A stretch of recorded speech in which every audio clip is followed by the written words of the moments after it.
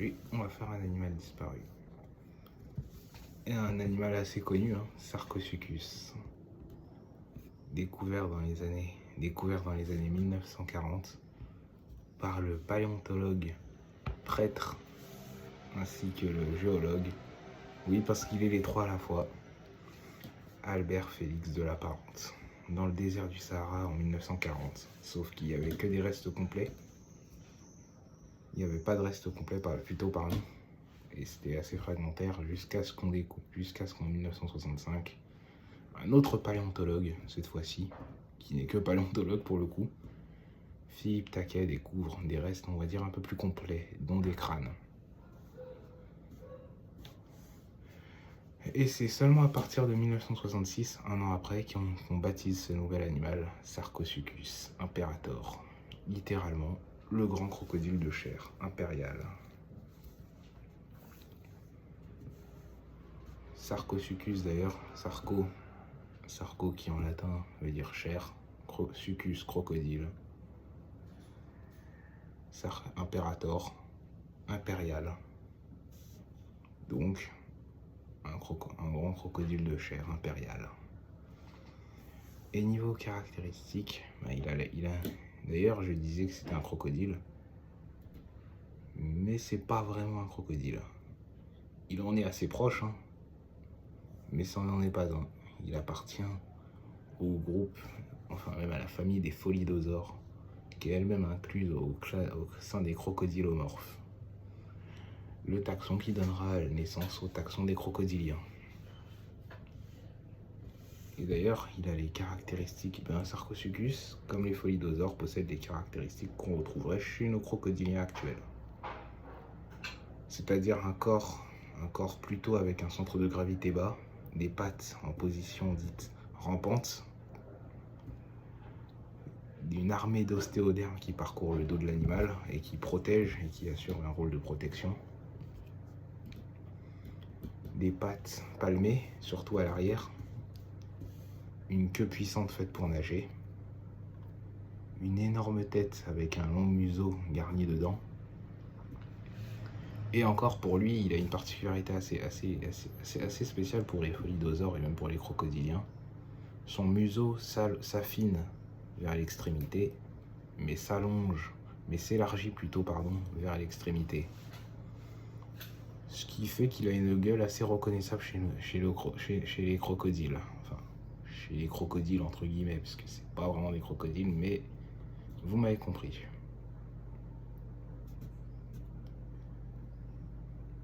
Et il a des pattes. Il a la caractéristique typique d'un animal qui chasse en embuscade.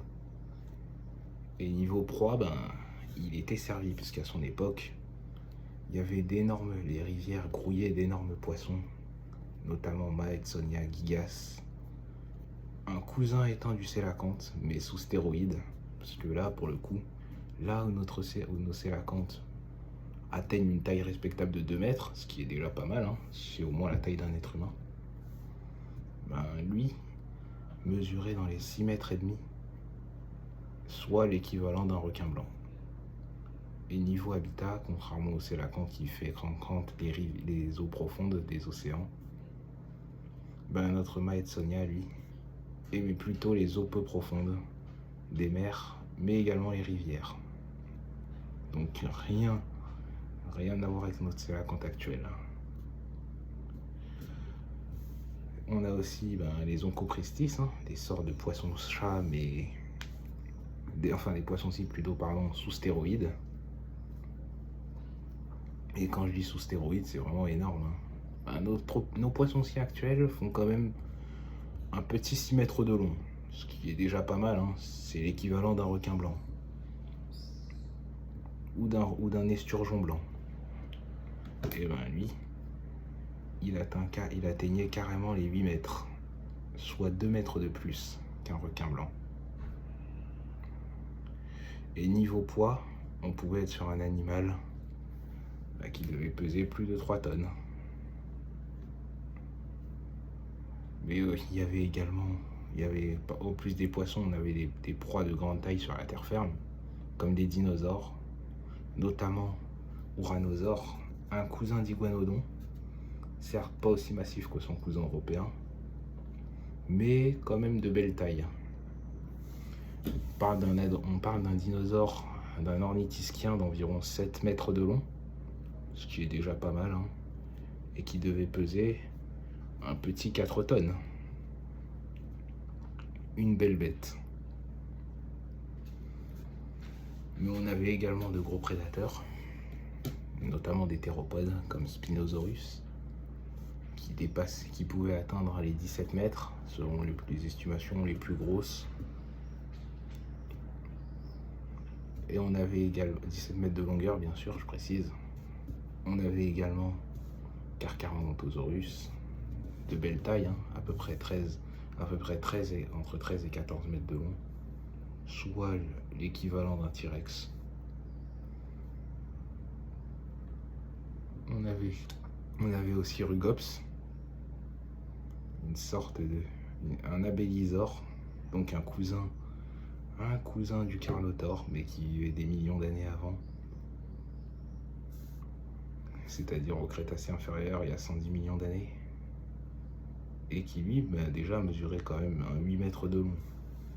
On avait également des sauropodes géants, comme le Paralitictan plutôt, pardon, presque aussi grand que son cousin sud-américain Argentinosaure, mais lui vivait en Afrique. Et au milieu de tout ça, on avait notre Sarcosuchus, qui atteignait les 11 mètres. Oui, sa taille a été revue. Avant, on estimait sa taille à 12 mètres, mais des estimations plus récentes ont fait baisser sa taille parce vu qu'on avait peu de restes fossiles, les estimations de taille, c'était, on va dire, un peu exagéré. Un peu comme pour Dunkleosteus. Mais bon, il n'a pas non plus réduit de taille comme le Dunkleosteus, hein. Heureusement, rassurez-vous. Parce que 11 mètres, ça fait quand même de lui un gros morceau, hein. C'est quasiment un requin pèlerin. Ou un requin baleine.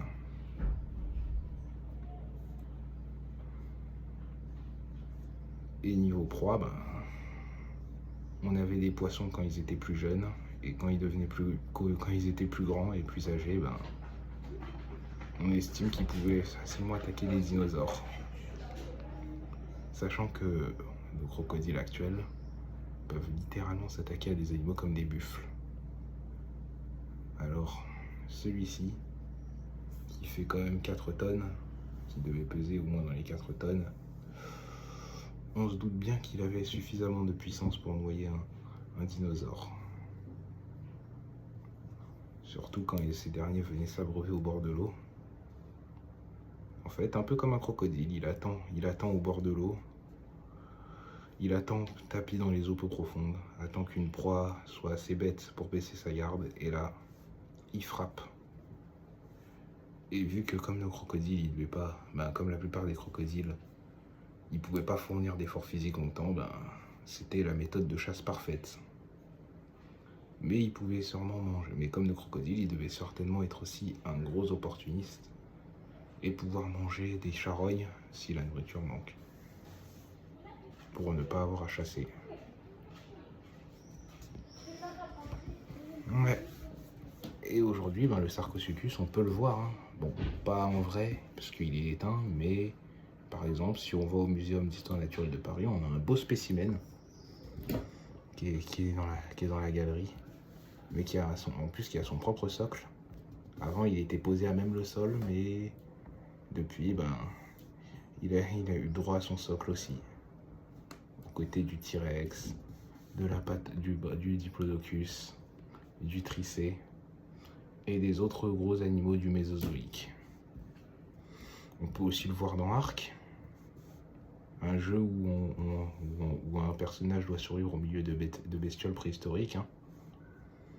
Dans Saurian, The Isle, mais aussi dans beaucoup de documents, dans un certain nombre de documentaires, notamment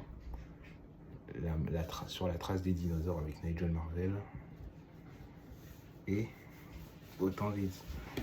les planètes dinosaures, sorti en 2011.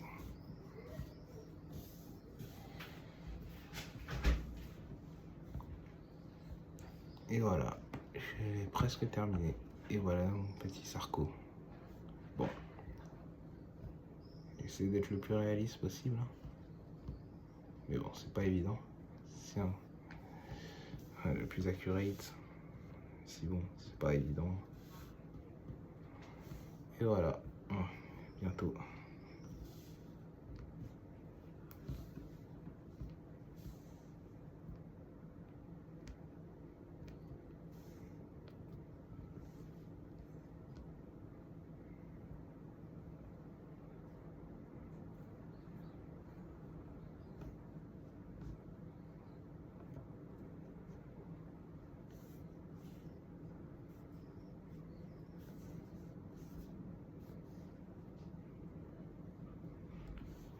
Et pour ceux qui se posent la question, non, c'est pas le plus grand.